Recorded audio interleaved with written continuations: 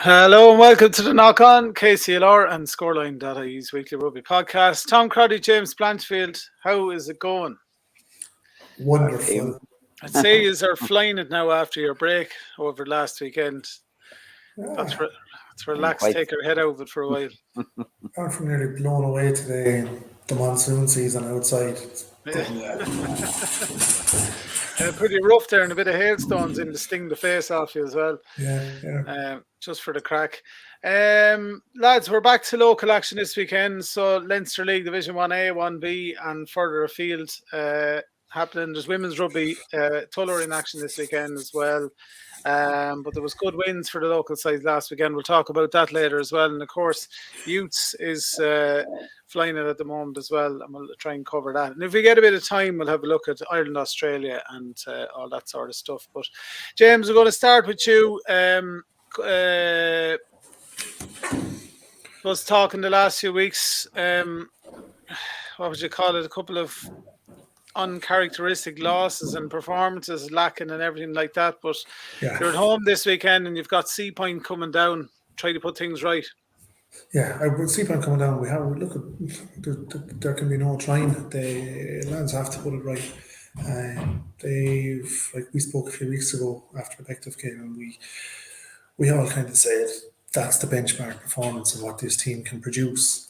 Lo and behold, then they're after losing 2 on the bounce since then, so they're really 3 on the bounce, isn't it? 2 on the bounce. So they need to really come down this weekend against Seapoint and get a result. If they don't, they're in trouble. Like if we don't get a win this weekend, it's puts us in a very precarious position in the league. I always say 2 things in rugby: if you have no scrum and you don't make the gain line, there's no point. And we've been making the gain line a lot, but our scrum has been letting us down. I know that there's been an awful lot of work has been done on that in the last 2-3 weeks to try and improve that. For a large portion of the game against Byrne, the scrum did well. They weren't dominant, but they held their own ball, and then succumbed just to pressure at the end. They conceded a penalty try from the scrum. But look, I'm in no doubt that kind of the front row club won't be taking all that well, and they have worked on it. Joe Moynihan is probably out as well, helping them. Brian Howe, Rob Kelly, Ben Devlin, they're proud lads. They won't want to take a backward step against Seapoint this week. It's probably the right game at the right time for us. Seapoint are probably below us in the league. They haven't been going well. We should have beaten them twice last year and we didn't. But it's definitely there for the taking, as I always say. With the level of player that we have in the backs, with the back row players, second row players that we have, even with our front row players, they're getting a lot of criticism lately because of the scrum isn't doing well. But they're all super rugby players. Just have to get that little bit of unity together in the front row and just understand the problems that are there to fix them. Not really sure what the selection is going to be, what selection Doc is going to put out. Not sure if Wes Carter is going to be available. So if his wife Ali had twins there about 4 or 5 weeks ago, so Wes is probably tentative. But irrespective of that, there's plenty of talent there between Dane O'Leary, Roy Stanley, Gary Dunn. So there's a lot of leaders on the pitch. So we will be looking at. I said at the beginning of the season, top 4 finish. If we win this weekend, there's a top 4 finish within grasp. To get that, I think we'll probably have to get 7 to 8 wins, and I don't see any reason why we can't get those. But we need to be on point to make sure we get them. Then total different fortunes for the seconds. Like the seconds win this weekend, which they would be red hot favourites to be. That puts them in serious league contention. They're rotating with Gorey for 2nd and 3rd place at the moment. So seconds, it's just brilliant to see how well they're doing with a young, spirited team. They're all in it. They're all in it to win it. They're all in it to play it. And because the seconds are going well now, there's more and more young fellas coming back. Chaps that haven't played rugby in 3, 4, 5, 6 years coming back to play seconds rugby now. So it's 2 massively significant games for differing but very similar reasons this weekend. A win for the first will propel them up the state table, a win for the seconds will keep them on track. So what we're kind of hoping for is for everyone to come out, and we're expecting and hoping that there's a very, very big Kilkenny home crowd out there this Saturday to shout them on, because the truth be told, against Beckliffe there was a massive crowd in the club as well, and it made all the difference. It gives the players that extra little pep in their step to drive on. So hoping for a big win. Hoping Podgeman will be back, hoping Joe Manuel will be back as well, because they both missed the game away to Boyne. So if we get those two guys on the pitch, that's our centre partnership back in situ, and look, at anything can happen then. Absolutely. What's the weather forecast like, James, this weekend? To be honest with you, I don't look at the weather anymore, because no point. We'll just say it's not good. Yeah, a mixed bag, isn't that it? Yeah, that's it. So it's we look at under. It's I can throw out as many cliches as I can here, and I'm not kind of if the lads, if our lads, weather aside, anything aside, if our lads come switched on with the lead out of the socks and the fingers out of the, I won't say it, backsides, there was very few teams in the league that will beat them. And if I look at, we've beaten Beckliffe comprehensively at home. We got a right clipping in the end of the game off Monkstown. But if you look at the game against Monkstown scored 4 tries after Kilkenny mistakes. There were one penalty try, one absolute bizarre knock on, a charge down, another penalty try. So, that's and we played them off the park like against Monkstown. I'm not good friends, but I know them coach Declan Lavery. And if that was the toughest game they've played all year, he said they couldn't get their hands on the ball, they were totally dominated, yet came away with a winning bonus point. So if our lads come switched on, they'll do it. If one player comes and lets the whole link down, that one player, whoever it may be, hopefully there's none, that can be enough for us to get derailed. Yeah, absolutely. Fingers crossed. That's a game, of course, for those listeners on Saturday, Leinster League Division 1A. Tom Crotty, you've got the big lads coming to town this weekend. This is a serious clash. This is Wicklow flying high at the moment. Yeah, we're up against the league favourites.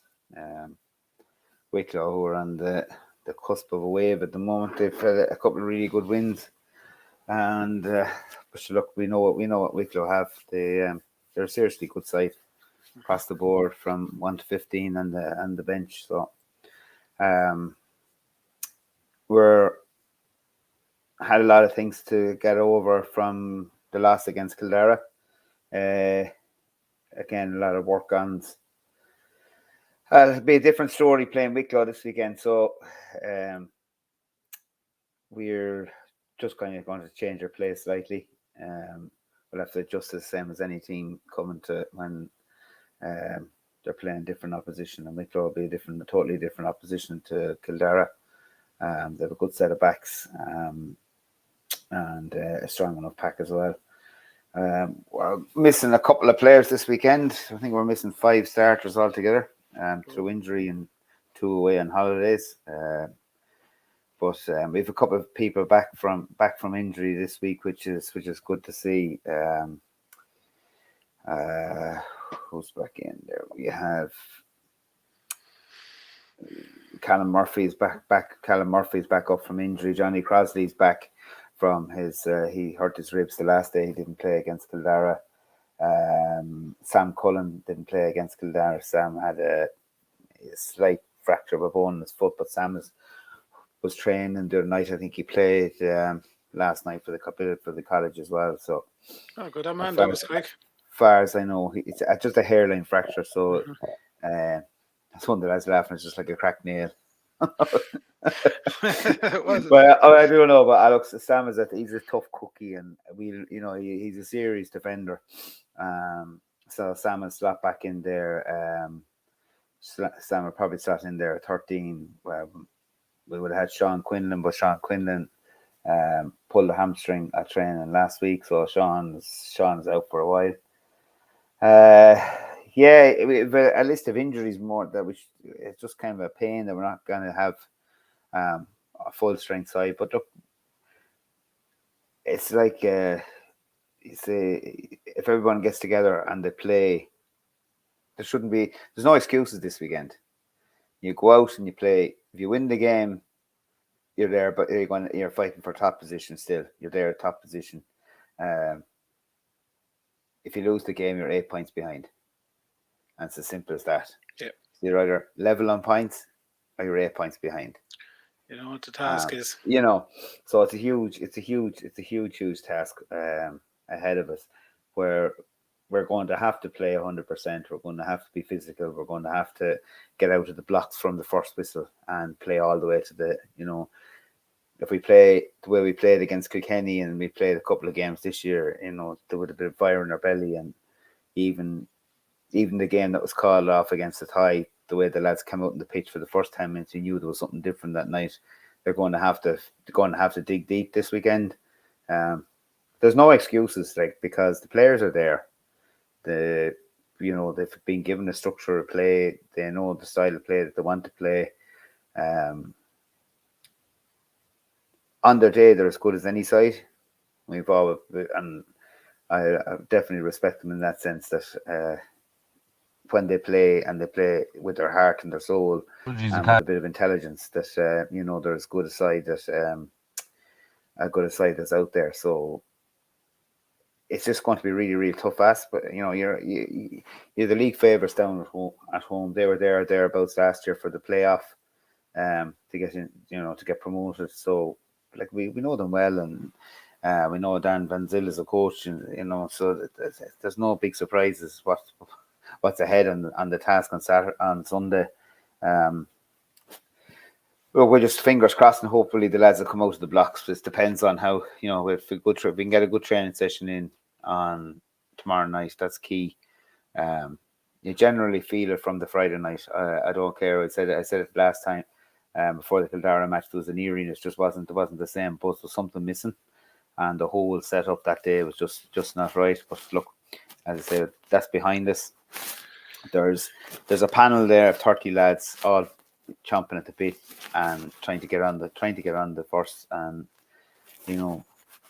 if one goes down, there's another one there behind, and they just need a bit of confidence. The young lads that come in, to fill in when they can fill in. I believe that they have, with that little bit of confidence, they'll slot in. And as I say, it's a massive, massive game in Oak Park on Sunday.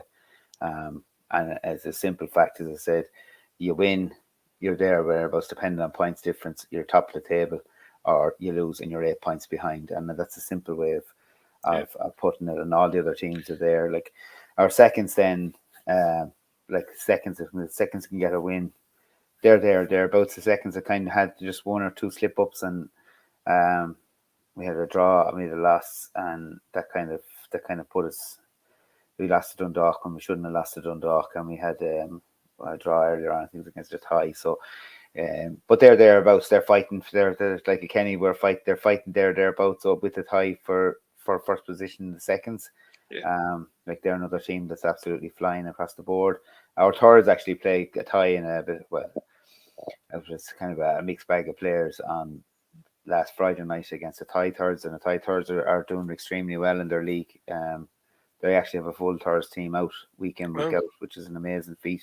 After giving full compliments, to have that luxury to be able to have 3 teams out playing regular rugby, which is compliments to them, and what they've done this year over there. But have they got a 20s as well, or is there 20s kind of board? No. They've no. I think what they've done is there's just a serious amount of young fellas come back. Because look, it's been a big. It's like, I think the fact that we, like ourselves and yourself, James, and Kilkenny and Tullow, we've kind of had on and off periods where we've been kind of putting an awful lot of effort in, and we're gaining we've got a lot of players back, and we're having good crack in the bar afterwards, and there's a bit of a buzz around the clubs. But a tie kind of have come from the thing of they've come up through 2 divisions, and they've had 2 big league wins. And I think when you're on a winning thing like that, it's amazing how people just fall in behind.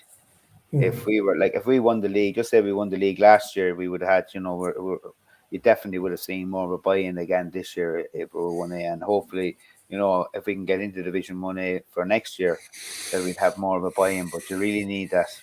You really need kind of that extra little bit and that promotion, I think, from Athy, that they got the 2 promotions and they come into a division now where they have nothing to lose and they've no respect for anybody, and that's the way it should be. You know, they've got their promotions. They're now here and they're doing extremely well. But from our point of view, Carlow, like we're in a good position. Like we've a lot of players there, and this is only we've just this season just kind of been hit with injuries. One is back, so we haven't had a steady backline. That's our biggest issue this year. We haven't had the same backline for 2 weeks in a row, and that has kind of let us down a little bit. But hopefully, look, fingers crossed, going forward, we'll get the lads back by after. If we can get through a couple of games, come to Christmas, hopefully we'll have a few more back. Absolutely. Good luck with that, Tom. Where Johnny Tobin is flat out with rugby, so he's not able to join us live on the podcast today, but he has sent us over an update from Tullow. They're in action against Cill Dara this weekend. I can't join you this evening, wrapped up with rugby stuff. The irony of it, so a good weekend in Tullow last weekend. We started with our youths there. It was a really, really good weekend. Our 14s have kept their impressive form from last year so far this season, thankfully. They beat a very, very good, strong Portlaoise side, 19-12, up in Portlaoise, which is really, really good considering the Tullow team has lost about 7 or 8 guys to schools. So quite impressive with that result. Our 15s rather beat Athy 27-19 in Athy as well. Another really good performance. They're going quite well this year too. Good numbers of training and consistently getting good results and positive results, to be fair to them. And then our 16s probably had the biggest win over 3 youth teams that were out this weekend. Our 16s travelled to Byrne and won again that no one, including myself or their coaches, probably expected them to win. They won at 15-10 and what I believe was a cracker of a game. So there were 3 positive results for the youths. Let Tom touch base with on the Rhinos as he's involved with them. But they had a good weekend as well. We had a big minis blitz then out in the club last week with under 10 and 12 girls. So that was very, very successful. And we have another big minis blitz this weekend, Saturday and Sunday, between Tullow and Naas, where some fixtures are away, some fixtures are home. So that'll be really, really positive for them. Our women had a big win then last weekend. They beat Trinity, so Dublin University, 34-0, so it was great for them to get their first win of the season and get back onto winning ways. It was great to see Jane O'Neill back playing after only having a baby there 4 or 5 months ago, so that was great to see. Really positive on that front from the women. They're going really well now at the moment. Numbers are starting to build back up at training, and the girls are starting to enjoy it a bit more because obviously with numbers comes enjoyment, and you can do a lot more in training with more numbers. Lads had a quiet weekend, but they have 2 fixtures this weekend at home to Cill Dara. Both very, very important games. Looking to get back to winning ways after losing to Dundalk 2 weeks ago. We're looking well. Numbers are good at training. Morris is quite happy. Lads are quite happy. We've got a lot of work done over the last week and this week as well. So it'll be really, really positive. So hopefully we can get 2 good results with our seniors this weekend with first and seconds, because that's vital to get us safe. I suppose you have to win kind of your home games, as we talked about at the start of the year, but you win 7 games in the league, you're kind of safe. So we have to win this one, and next week then away to Wicklow, or home to Wicklow as well. So they're the 2 games that we'll be looking to win in the next 2 weeks, and leaves us comfortable then going into Christmas, that we can just focus on enjoying our rugby after Christmas as we're safe in the division. So yeah, that's kind of us in a nutshell at the moment. Everyone's in a good place, teams are in a good place, lads are enjoying training, girls are enjoying training, there's good numbers out at trainings. So keep it positive and keep it going, and look, I hope to join you next week. Best of luck to Carlow and Kilkenny this weekend in their games. Hope it goes well for you lads. Talk to you soon. There you are. There's Johnny Tobin with an update from all things Tullow. Did we ever figure out why Johnny has a black eye in that video as well? Because he didn't do it playing rugby, like, so. That was 2017. That was the Towns Cup final against Skerries in Athy. Yeah, self and Johnny were on duty that day. Yeah, I may ask him about that one now. God knows what was going on. He probably had disagreement somewhere. There'll be a anyway, story behind it anyway. Oh, of course, there should have to be. Lads, we'll start with you, James. Your women's and youth team, suppose we'll begin with the women. Start with the women, lads. They're notching up win after win after win, and like they're not just notching up wins, like they're big wins every week. Like I think they've conceded 28 points in 6 games. Yeah. I think they're up on 197 points scored in 6 games. Like they have 26, 27 players named for every match, and like I just think it's absolutely remarkable what they're doing and how they're doing it. And 26, 27 players named for every game, that's leaving 10, 11 players on the bench. But every week, the girls who are on the bench are still coming back and still coming back. In my mind, and rugby aside, in my mind, generally in sport, with that number of players, the reason they're coming back, they're winning matches, what makes it helps. But the atmosphere is right, the culture is right. They're all bought into it. I just have to take my hat off to them every week. They just stay delivering. So they're top of Division 4 now, unbeaten 6 from 6. Navan is next up. If they can go 7 from 7 before Christmas, it puts them in a very, very strong position for back-to-back promotions up into Division 3. Now, if they are to promote into Division 3, they played New Ross in a friendly match already this year, and it was a big step up for them. But you embrace that, don't you? You embrace it. You can't not, So I just have to take my hat off to them. Like young Lucy Hart there is running in tries for fun. Alice Brennan, Tina Wright, Rosie Miller is having cracking games every week in, week out. And like they're doing this without Emer Kelly as well. So I don't actually know where Emer is at the moment. But, I think Paddy Moss deserves a big pat on the back. They're doing great work. And, I was chatting with a few people over the weekend about it. Like, it's not just by coincidence that it's happening. We had an objective 3 years ago that we were going to invest a lot of time and effort into girls rugby at youth level. They're all coming through now, and we're getting the dividend at adult level, and that's really what it's about for any youth coaches, to see young players progress through to adult sport and sticking at it. So, I think a lot of people deserve an awful lot of kudos for what they've done. Gary Brickell, Mary Louise Brody, Derek Lawler, but one lady in particular, she's won an award, Sports Personality of the Month with KCLR and David Buggy, and Mags Hennessy. Mags has been a stalwart in women's and girls rugby in Kilkenny. And, you talk about cogs in the wheel and you talk about the cog. Well, if there's cogs in the wheel, Mags is the fulcrum that they all work around, because she just doesn't leave any stone unturned for girls and women's rugby in Kilkenny, and she deserves. We're all so happy to see her win that award. It's if anyone deserves in Kilkenny Rugby Club, it's Mags for all of her work over the years. Yeah, so look, well done to the girls. We're hoping that the adult women's are the women's 15 as they are. We're really hoping that they can just stay kicking on after Christmas now, and you'd never know, win that league, and maybe without putting pressure on them to win their divisional cup as well.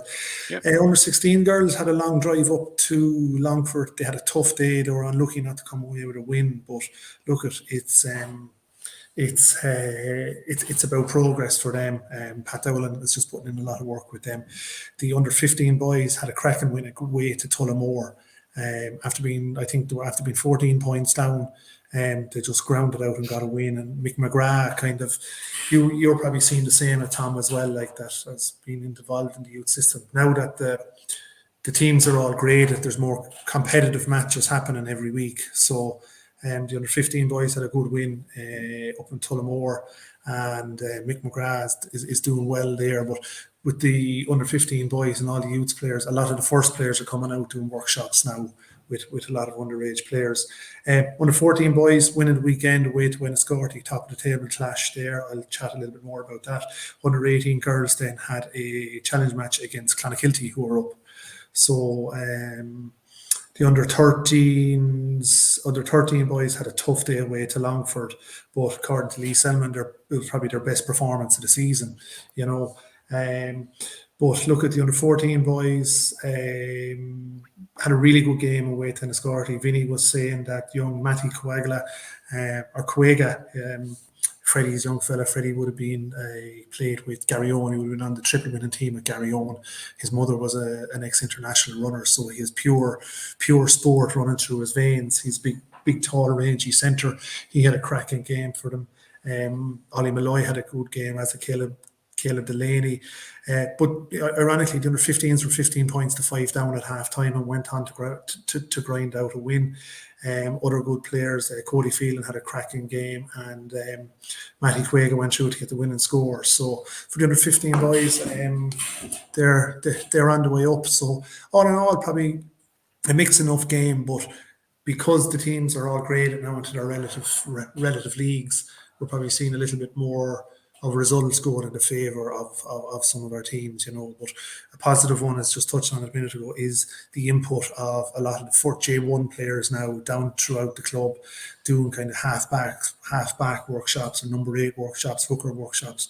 That's great stuff. Getting that system together. So Jake McDonald, Hugh Corkery and Doc O'Connor were out there last night working with all of the various different youth players and coaches, just giving them little nuggets of information to help. So it's great stuff. A positive thing for the club. Yeah, no, that's brilliant stuff to see that. Jesus, I'd love a number 8 workshop off Doc myself. Like, your man's been around a while. Before I go, just want to congratulate Peter Lydon. Peter Lydon, chap here from Kilkenny, played won a McGowan Cup with us in 2005, if I remember correctly. Then went on to Kilkenny College, Seapoint, Stade Francais. Been around the block, but he made his international debut last week against Canada with the Netherlands, and had a cracking game. I was watching it online, and look, a great one to see, a young local lad coming the hard way around the block, but getting international caps is brilliant for him. It is. Jeez, it is. Congratulations to him. That's great stuff. No, it's brilliant to see that, pursuing and sticking at it as well, and eventually paying off, I suppose. And you get stuck into it. Spending a good bit of time in France, and that's so he's flying it over there.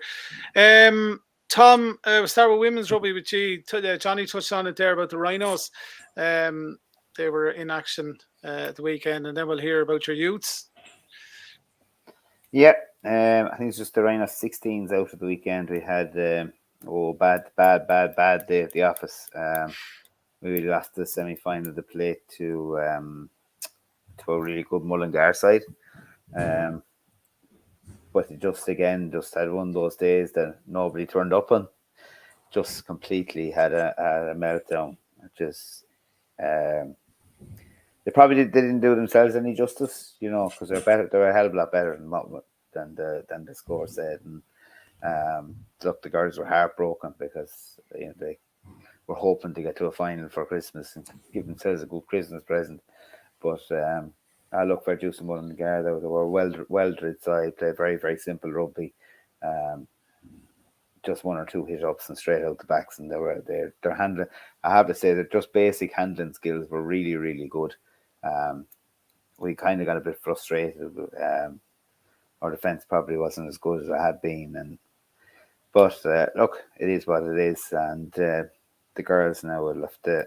We had a good training session. I think good training session on Monday, and another decent training session last night. So we're off to Wexford Friday night for Friday night lights against Wexford back in the league. So we have there's 3 league games coming into Christmas, and then they'll be regraded then to see where they're at, and hopefully we'll get be graded into the right section that will give them a fair opportunity going forward. I don't think our under 14 Rhinos are out this weekend. I think they're not back till next weekend, because but they have big numbers again at training, and hats off to the coaches there. Eddie from Tullow there, and his Shay Summers from Bagnallstown, Shay's from Carlow. Like his younger sister's playing, and Shay's a teacher, and he's given his time there as well for every Monday and Thursday night. So it's nice to see them there. The youth then around the 13s had a great win on Friday night against Blessington. Mika Byrne she's a gas group of chaps there. They just were, I don't know what it is. We train on a Wednesday and they're training on the same pitch down the other end, and they're just constantly have decent numbers, and they just seem to love it, and they love making the coaches that are there. It's great to see a team just goes out and has fun.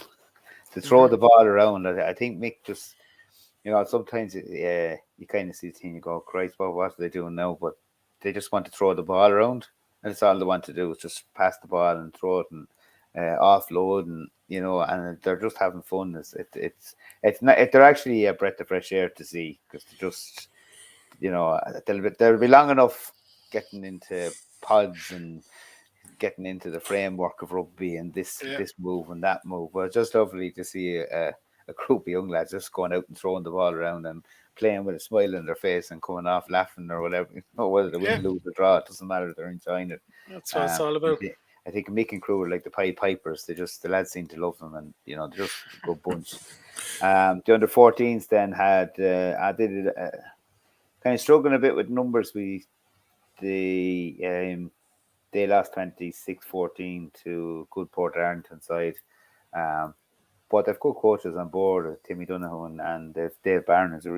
They've coached the IT team there for 2 years, and coached us with how he was coach with us when we won all the under-18s back a couple of years ago. And they're starting to come together, but they really, really need numbers. So if there's anyone out there, it's kids under 14 and looking to play rugby, definitely come, because they've got a really, really good coaches. They just kind of struggle a bit, kind of from minis, and they haven't really got as many players as some of the other teams. But we're going to do a recruitment drive for them and try and push it on, because they have some really, really good players, but just struggle a small bit on numbers. And it's pity, because, as I say, like, they're really, really good coaches, but they'll come along. They're, like I said, they're only under 14s, and they'll be graded again after Christmas, and we get them into the right league and they start rebuilding for them. And I'm sure to give another couple of months and into next season, they'll improve no end. Because, as I say, there's a lot of talent there, but they've only kind of got a panel of about 18, and you really need 22 to 26 to kind of, if you're going to compete at the higher levels. Then our 15s, which is really odd, our 15s, 16s and 18s all got points, but all their matches were conceded. So, okay, which is that's just hard. And it seems to be an awful lot. It's strange. It seems to be an awful lot of games conceded in certain levels, and especially, I think, if a team has has a couple of games under the win, and a team is down the other end of the league, they tend to seems this culture of giving a walkover, which is, they should just go and play and try and improve. It's not good for anybody. No, it's not. It's not good for anybody. I know. Look, the leagues are the league. Everybody does their best to kind of this time of year. We're still grading leagues, and sometimes it's very hard to get, because from it could be lads going playing GA, or they might lads just pull it, change. You might lose a player or two, or go to Kilkenny College and stuff like that, and it can change a team very, very quickly, and it's just strange to have that, and hopefully now the lads will get games again this weekend, because it's terrible not getting games, especially when they're training so hard. Yeah. But look, our youths are thereabouts, and probably we're looking to put a little bit more effort, and same as James was saying, some of our senior players are starting to come down and give a dig out. I dig out across the board. Dave McDermott, Dave got injured in the Kilkenny game last year, the Towns Cup game. Dave is really, really pushing hard for recovery. We'll hopefully be back by Christmas or just after Christmas. And but he's been helping out with the under-18s and the backs, just kind of giving them a dig out. And there's a few more like Rosie Paddy Mackey and John Lyons, and they've all kind of given a hand when they can. I think it's really really important that the lads meet some of the senior players, because some of the kids can go all the way through, and they mightn't go to see games. They're not around on a Sunday, and they don't know who the seniors are, and it's not like years. For years and years, we had a guy called Barry Daly, and Barry was playing Barry's was a really good guy. Barry was playing first and seconds for years, but stayed playing until he was about 43 or 44 at seconds level. But he was also coaching the under-18s. And young fellas just came through because Barry was there. That familiar face makes that transition a little bit easier for them. Yeah, absolutely, 100%. That's the saying, like that the coach there, Dave Byrne, like Dave played with Bective, and he played with his young Carlow chap. He played with Carlow, but just got a couple of banks to the head and had to retire young. But like Dave's a phenomenal coach, and only for his young family commitments had to pull back a little bit from the rugby. But it's good to see him back up again, giving the dig out, because there's a serious talent there on the coaching front. Yeah, absolutely. Lads, really quickly before we let you go, Ireland, Australia. I'd say there's some bruises this week from all of those players. I think the game wasn't a spectacle, but it's the kind of game of rugby that I kind of liked as well. It was a good, hard-hitting game. And I really liked the dogged edge, the mongrel edge that the Aussies had about them. They just... Yeah, there were a few infringements there for neck rolls and stuff like that. But they were just stuck in, didn't it? They were just stuck in like typical Aussies, But the bigger thing out of the game is the Nick Phibbs incident, for me. And Nick White, he shouldn't have been allowed back onto the pitch. It was all wrong. And then you have, I'm going to say it, Toole and Matt Williams arguing it, saying, we're not doctors. I'm sorry, that man is a professional coach. He has a duty of care as well here to make sure that he's saying the right things about the game of rugby. You don't have to be a doctor to see that man was in La La Land. He was. His eyes were rolling in his head, like. I think I just gave a very, very bad impression, and it's like we're trying to protect the game, and we have a fantastic sport. Yes, it's a contact sport, no different than GAA or any heading the ball in soccer. There's contact involved, and concussion does happen. But I mean, we've really worked so hard over the last couple of years as a sport, and even young lads, and young girls, any bangs at all. Just, like it's not even half the time. There's kids going off crying because they say there's nothing wrong with them, but we can't. We as parents and referees and coaches and all involved can't take the risk of of an injury, of something happening. And I thought it was really bad form because we're really working hard on that, and then you have that watched by nearly 1 million people ever watch that game, and to see that it doesn't put the game in good light. And we were working really hard. It was sickening actually, because you just work so hard to try and. It's tough enough to keep kids playing and get kids to play any sport. Times have changed, It's not they're not just throwing a pair of boots on all the time. I mean, there's so much going on that you're fighting for every player you get, and it's not nice to see that rubbish that went on. Just take them off. It wasn't a World Cup final or anything. So and that doesn't. That's right, and I shouldn't say that. I shouldn't mean it either in that way, because it doesn't matter whether it was a World Cup final or not. You're putting somebody's life at risk, to be honest. I just think it's I'm not really one, but I mean, as coaches at our level that we're at, right? We all had to do a concussion workshop online that was accredited by World Rugby and get your certificate for it. You have Dave Renee, who's coaching a tier 1 country. You have Matt Williams, who's supposed to be, and I'm saying seriously, supposed to be a top coach. I mean, he was a bluffer, but you have these guys here. You have Dave Renee saying, as the head coach, saying he didn't see the incident. He has a bloody screen in front of him where he's looking at the game. He can look back whatever he wants to look back on. He has a duty of care. The doctors have a duty of care. World Rugby, I think it's just a pure reaction from them that they've given the 12-day stand down now. It's just wrong on so many levels. And we as rugby people and sports people, doesn't matter what your code is, you're trying to make the game safe for young boys and girls and for adults to play the game. And I'm going to say you have absolute crap like that going on one of the national broadcasters talking about it in that light. I just say to any rugby people, non-rugby people that are watching this podcast, ignore what you heard that man say on the telly the other night, because at our level, at our junior level, amateur level, we take it a lot more seriously than that. Absolutely. Because it was a tough game. I know didn't appear to a lot of people to be the most exciting game of rugby, but it's probably what Ireland absolutely needed. And I think the only opinion I can give on the match, personally, for me, is that I feel that other years we would have lost that game.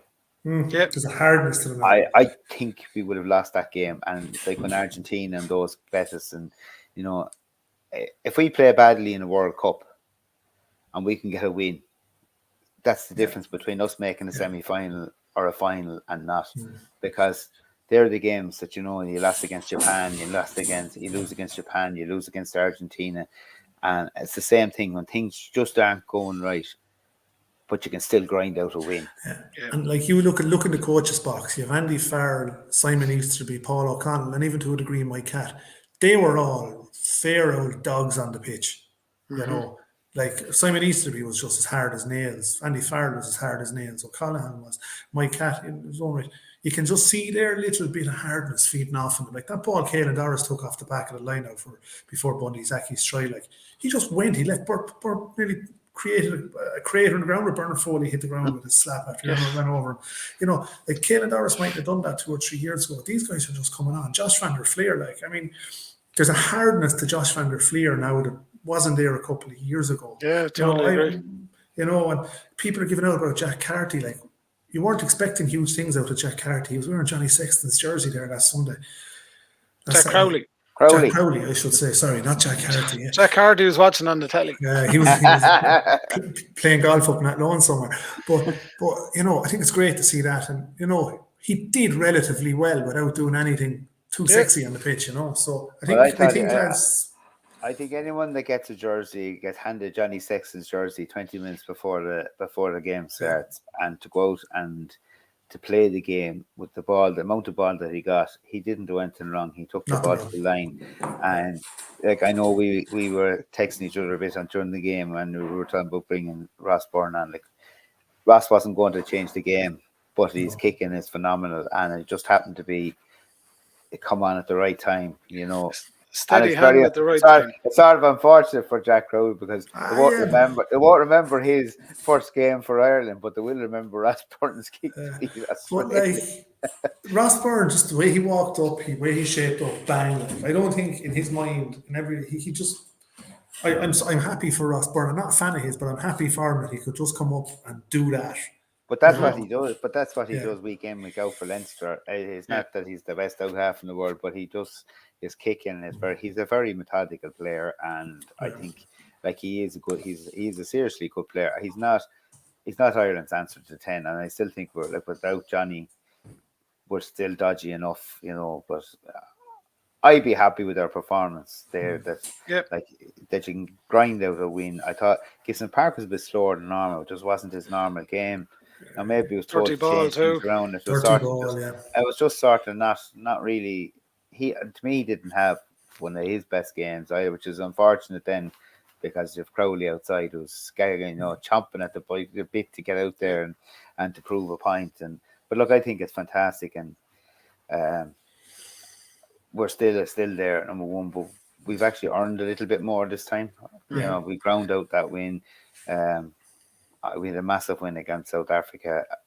I think you have to be happy going back into Leinster are in a good place. Fingers crossed, Munster will get back into a good place. Ulster are in a good place. Connacht it'll be down between Connacht and Munster this weekend. Yes, tomorrow or Saturday. So other than this weekend, we hope that the others, they're both going to get back on the. And Kilkenny Rugby Club lads are delighted we could play a part in the World Rugby Player of the Year. We're really going back to the late 50s, early 60s, but we can also say that Josh van der Fleer's granddad won a Towns Cup with Kilkenny. That's pretty cool. We'll have to wait till Porter gets his World Player of the Year. Or Ernie played with his dad played with Carlow. Very good. Lads, it's been great. Best of luck this weekend. Seapoint, Wicklow and Cill Dara. Enjoy all the action. There's plenty of stuff on this weekend. We're back to URC for Leinster and all that this weekend. There's plenty of rugby going on. Have a good one. Talk to you next week. Take it easy. Bye-bye. See you now.